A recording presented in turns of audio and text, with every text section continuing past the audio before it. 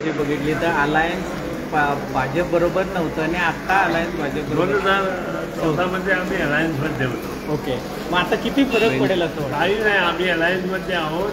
2014 जशी निवडणूक झाली त्याच्यापेक्षा चांगली निवडणूक आता होईल. त्यावेळी 1,02,000 मतांनी आमचे श्रीपाद भाऊ निवडून आले होते आणि आज त्यावेळी आमचे सावळीकर ॲडव्होकेट जवळजवळ 29,000 मतांनी निवडून आले.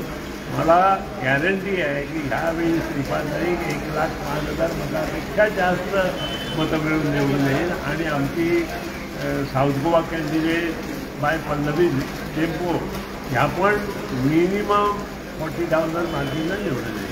ओके, साऊथ गोव्याच्या बाबतीत जर बोलायचं झालं, नवोदित उमेदवार, महिला उमेदवार आणि हिंदू मतं किती प्रभावी असतील त्या ठिकाणी? माझ्या माहितीप्रमाणे साऊथ गोव्याला साधारण 3.5 लाख हिंदू आहेत. त्याच्यापेक्षा जास्तच असेल, कमी नाही आहे. आणि ही सगळी मतं एकत्रितपणे यावेळी भारतीय जनता पक्षाला पण 66 जे 8 मतदारसंघ आहेत ते मॅक्झिमम काँग्रेस वोटिंगच आहे तिथं असं बोललं. नाही, बघा कुठं तरी 10% इथून तिथं ही मतं जातात आणि त्याबद्दल मत नाही आहे.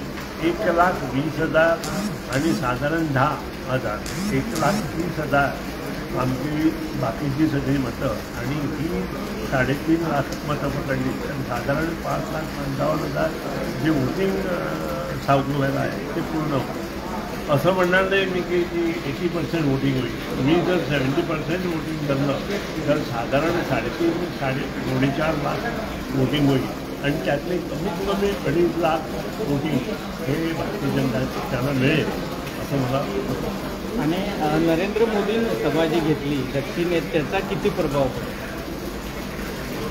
ही जी सभा झाली म्हणजे न बुजो न भविष्यती अशी सभा झाली.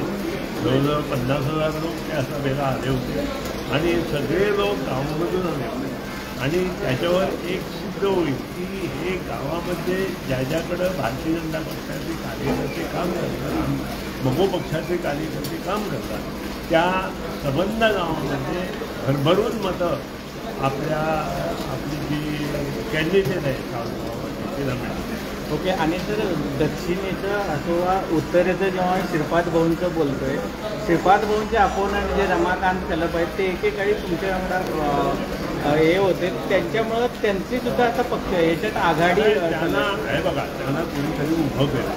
मी आधीच सांगलं, ज्यावेळी त्यांनी म्हटलं की मगो पक्षाच्या होडीला भुकं पडली म्हणून त्या वेळापासून ते दररोज खाली जातात.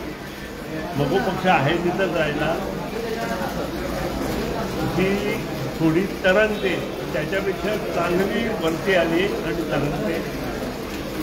पण त्यांना 10 वर्ष राहावं लागलं, त्यांना तिकीट मिळालं. हा एक प्रश्न. दुसरं, मागचा अर्बन आणि बाकीच्या गोष्टी त्यांच्या सगळ्यांना माहीत आहे. मी त्याच्यावर जास्त बोलत नाही. आज मी गोमंतक या चॅनलला इंटरव्ह्यू दिला आहे, त्यात मी सगळं म्हटलं आहे काय काय चाललं आहे.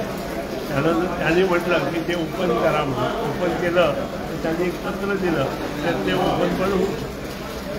आज मी एवढंच म्हणेन की त्यानं उभी लक्ष घालून थँक्यू.